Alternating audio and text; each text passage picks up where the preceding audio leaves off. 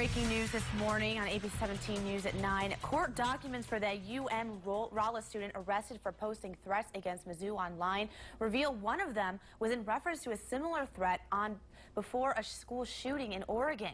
According to documents, 19-year-old Hunter Park said he had a, quote, deep interest in the Oregon shooting, and that was reference to that comment that child made. Park is set to appear in court around 1:30 this afternoon. And we told you it was breaking news on ABC 17 yesterday morning. Police arrested Park for making the threats on the app Yik Yak. In one message, Park allegedly talked about shooting black people. And now another student is also facing charges. This student, Connor Stottlemyre, goes to Northwest Missouri State in Maryville. And that's about 3 hours northwest of Columbia. He's also facing charges. Authorities say he posted, quote, "I'm gonna shoot any black people, so be ready." It's unclear whether that threat was directed at Mizzou specifically. This morning, police are monitoring security footage from the Gaines Oldham Black Culture Center at Mizzou. This is a live look at the center where earlier someone vandalized a sign out front shortly before 1. But as you can see, it's been cleaned up.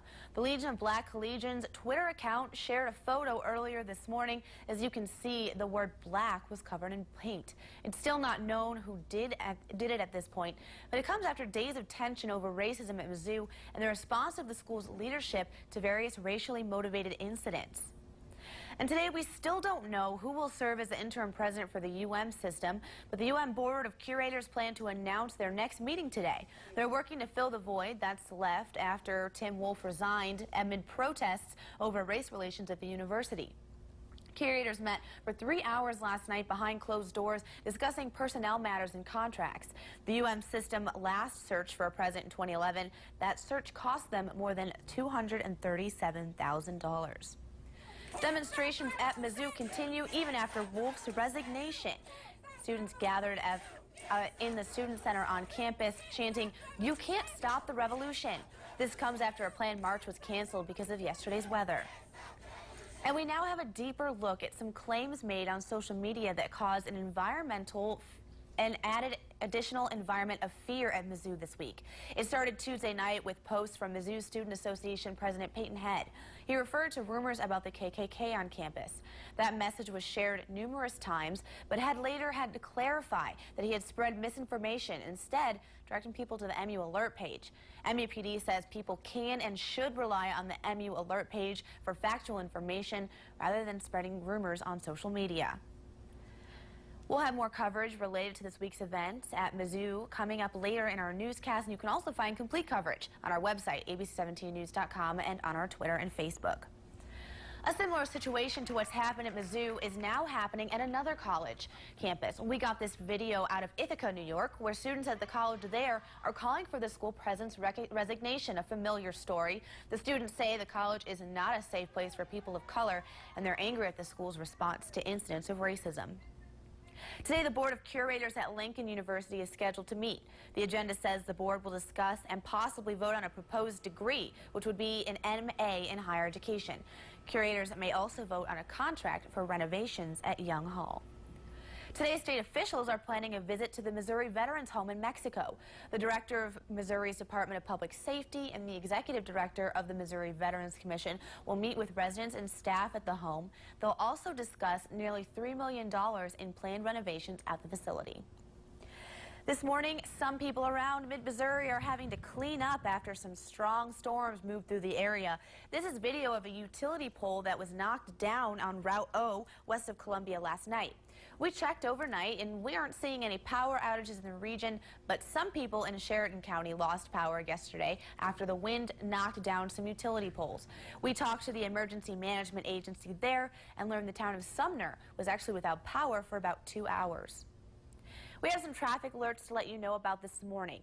Because of maintenance work starting at 7 this morning, parking along the south side of Walnut between 7th and 8th Streets is only open for people with reserved spaces in the parking plaza. The work is expected to be finished by next Wednesday. Also at 7 this morning, public work crews began repairing pavement on Cascade Drive. This closes the northbound lane between Oak Harbor Court and Vashon Court. Work is expected to be done by tomorrow afternoon. Repairs on Cascade will continue in 2 other phases throughout the rest of the month. And work that has closed Grand Avenue off Business Loop in Columbia is now extended into tomorrow. Water and light crews have been installing electric and telecommunication lines. That work was supposed to wrap up today. Well, it's shaping up to be a nice morning. We do have clear skies for much of mid-Missouri. You might still be seeing a few scattered clouds in our counties east of 54, but a beautiful day is on tap for us with seasonal temperatures in the upper 50s. Still a windy morning as you're headed out the door. You'll notice those winds lighten up by this afternoon around 2 or even 4 o'clock, where those winds starting to get into the teens, sustained into the teens. Here's a look at the ABC 17 Storm Track wind tracker. We're looking at sustained winds near 21 miles per hour through about 2 p.m. Then you'll notice this afternoon those winds lighten up, and with light winds overnight tonight and clear skies, that's going to help that temperature cool off to parts of mid-Missouri, reaching near freezing overnight. So tomorrow morning we are going to be even colder.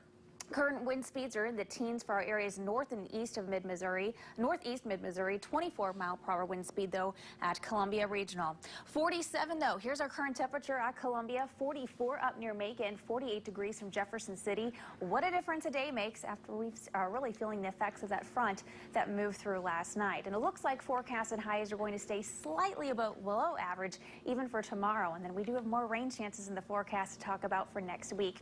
Take a look at our satellite and radar. Here's where those clouds are. Back edge of that is breaking up from west to east. So we've got a nice day ahead here with these dry conditions moving in. High pressure is going to be our dominant weather maker through Saturday. And then we do have changes in the forecast for Sunday, increasing for Sunday night now. Some rain is in the area. Your out the door forecast. Here's a nice blue sky live look at the lake this morning. 52 degrees at noon, upper 50s by 3 o'clock. And take a look also at our 7 o'clock temperatures. Tonight, we're going to look at another cold night ahead with that temperature falling near 32 degrees. Those white colors that you're seeing there, those are the wind chills. So 28 is what it's going to feel like tomorrow morning. So if you have kids and they head out on the bus in the early morning hours, they're certainly going to want to be bundled up tomorrow morning. Notice for the upcoming weekend, temperatures start to warm up in the mid-40s for Sunday and Monday morning at 7 o'clock. Not much of a wind chill even for next week. We get a nice south wind in the forecast with warmer temperatures, low 60s for Saturday and Sunday. But check out next week. We do have rain to talk about. Forecast models are indicating another strong surface low developing across western Kansas by next Monday afternoon. I'll show you how much rainfall we're expecting with next week's rain chances coming up in my next forecast. And when we come back, Cole County Commissioner Chris Shepperly is in the studio to talk about the 2016 budget as well as the half-cent sales tax renewal. Stay tuned.